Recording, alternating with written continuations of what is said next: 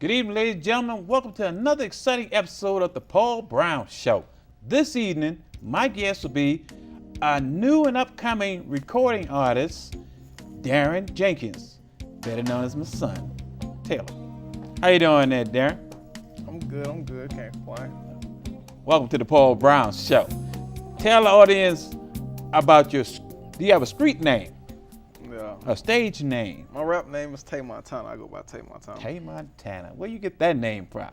Cause basically I do my rapping I treat my rapping kind of like the movie Tony Montana, like Scarface. I basically look at it. I treat my rapping like that basically, and it's I look at everything differently. You could say, as in I wouldn't say a drug type way I look at it. I just say it's my mentality is like his basically. Tony Montana. You have a group. What's the name of your group? I go by Too Real. Too Real. How'd you come about getting that name? Because I spell it two REEL,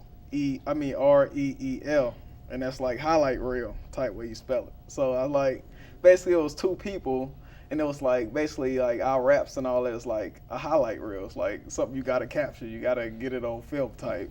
So that's how I came up with it. But now it turned into a big group now. Okay.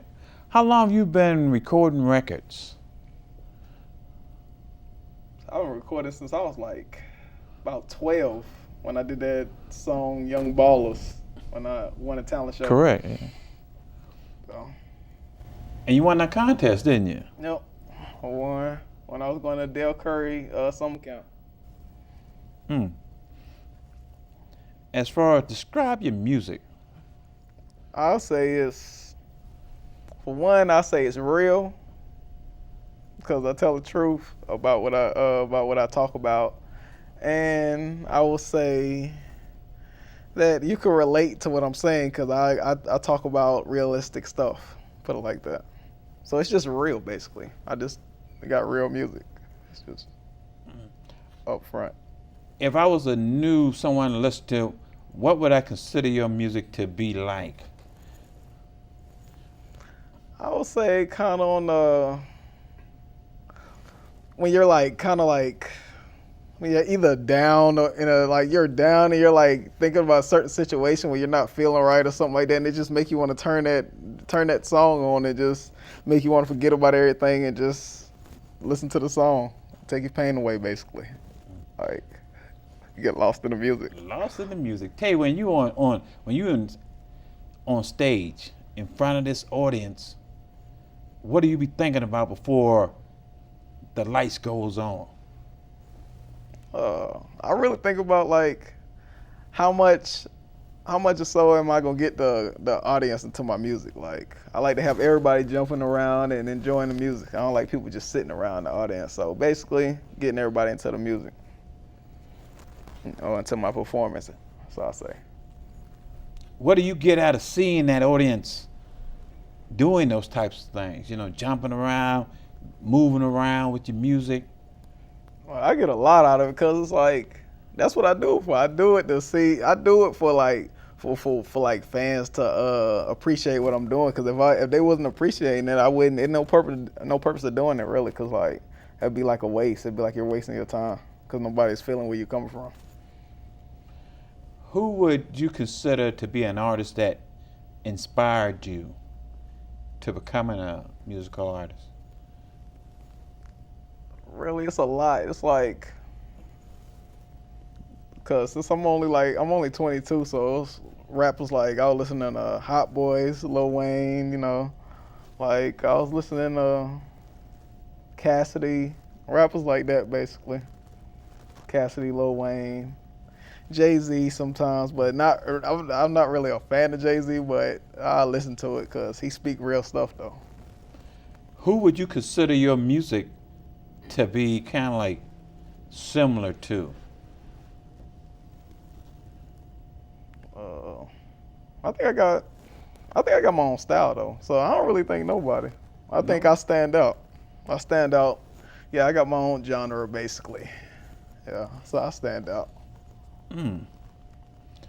Okay, growing up as a child, what was the type of music that you were normally listening to, and what made you get into hip hop? As a child, I was listening to all type of music. Anything that really has a nice beat and a meaning to the music, I would listen to it. So it wasn't really a certain type of music I would listen to. It was just the meaning behind it. So, and that's what really inspired me on wanting to do music, basically. You also write your music. Yep, all of it. Where did you get that expertise from? Honestly, when I started writing music, my first time writing music, I began because I was in a room with my older brothers, and everybody was freestyling, and we all was rapping, and like I just kept saying the same thing over and over, and it's like my older brother got tired of it, and he was like, "You just got the room." So I got the room, and everybody else stayed in the room and continued rapping. So it kind of like kicked me out the room. So I just kept rapping. I kept writing. That's my first time I started writing, and I started writing and all that. Kept writing. Then I finally got good. But nobody else raps. All of them don't rap. I'm the only one that raps.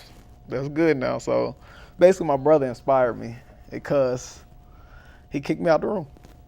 So he inspired me to write music and get better because I wanted to be better than everybody that was in that room rapping. Which one of your brothers? Because you got three. Okay. Out of my two older twin brothers, it was Terrell. I got an older brother, Terrell and Darrell. It was Terrell that kicked me out the room. So Terrell, when you watch this, you know that you're the reason why Taylor's still doing these type things. Okay, Tay Montana. Yeah. When did you first realize that you wanted to be hip hop? Why not R&B? Oh, that's a good question. Well, one reason why it's not R&B because I can't sing. So I mean, I tried to sing before, but it didn't work out. So I just gave up on singing altogether. I ain't got time to be taking no vocal classes or nothing like that. So I just stuck to rapping because I can do it. Great, I think. So rapping isn't a form of singing? I mean, if you get somebody, an engineer or something that can help you in the studio and put all this auto tune and all that with your voice, then yeah, you can sing away if you want to. If they got the equipment to help you with it.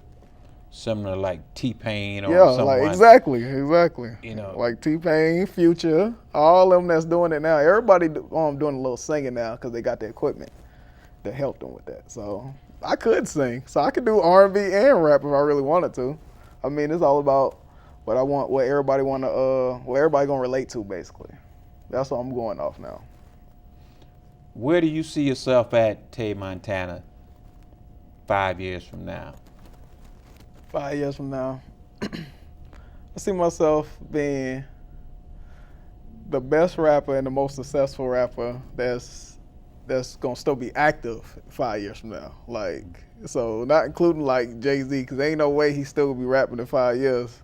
So I say the best rapper and the most successful rapper. What, in your opinion, does it take to be the best rapper? I say hard work. You gotta stay in the studio. Like, you gotta stay in there and basically perfect your craft. If you don't perfect your craft, then you're not gonna be good. You're just gonna be mediocre. You're not gonna be nobody really to pay attention to. How do you handle haters? Because as you go on in life, you're gonna see that there's haters that's gonna come to stop you from your ultimate goal. So how do you deal with that? It's always gonna be haters though. So how I look at it is if they hating, then apparently I'm doing something right. Cause most of the time when people hating, they doing something that they hating on something that they want to do, or they just gonna hate you regardless of what you do. So you just gotta do you regardless. Basically, that's how it is. Just do you. What type of advice would you give the younger group recording artists that is coming in there to figure out exactly what it takes to be a successful artist? What kind of advice would you give that 12 to 15 generation? I'll say be different, cause don't nobody wanna hear the same stuff or see somebody doing the same stuff. So if you be different, you stand out, then you're gonna make it. Because everybody looking for something new. That's all it's about. That's all it's about in the rap game. Something different. Okay, do you feel like, oh, there it goes, that music. That's some of your music that you're going on there. Exactly. How do you handle being in there with all those? See, we like that little music going on. Why can't you really see that beat is really indicative of how do you handle life? Like, I mean, such as in, like, what you mean, like, handling life in what situation, though? Like, I mean, because in this hip hop industry, there seems to be stereotypes. They stereotype as far as negative. How do you deal with that type of stereotype going on with the music that you love? I mean, with the stereotyping situation, that's kind of iffy, because, like, I mean, everybody stereotypes certain situations, so it's like they gon' stereotype me regardless, because, like, for one, I got dreads, so they think everybody that got dreads is like criminals and doing this and doing that. But I mean, you got to meet the person before you stereotype. So I don't really, the stereotyping, and that's not serious to me. I don't take it that much like it's that big of a deal, because it's just stereotype. You can stereotype all day, but if you ain't got no proof behind it, then it's just words. So at the end of a concert, and you've done that great job performing in front of that audience, how do you come back to reality? And how do you get yourself back down to that reality? That's a great question, because, like, after I perform and all that, I'll be feeling like I want to just perform all day, the rest of the day, all the time. But I mean, I just once I basically go get something to eat and go about my business and start doing whatever else, I mean, eventually I'll forget about it or whatnot. So I mean, I wouldn't necessarily forget about the performance, but I would try to forget, so I wouldn't, like, keep thinking about it. Because when I perform, I want to always perform, like, the rest of the night, all night, the next day, just never stop, a never ending performance. So just can't think about it. What makes you smile, Tay Montana? Everybody in my circle happy and everything going as planned. Like, everything's successful. Everybody's successful. That will make me smile the most.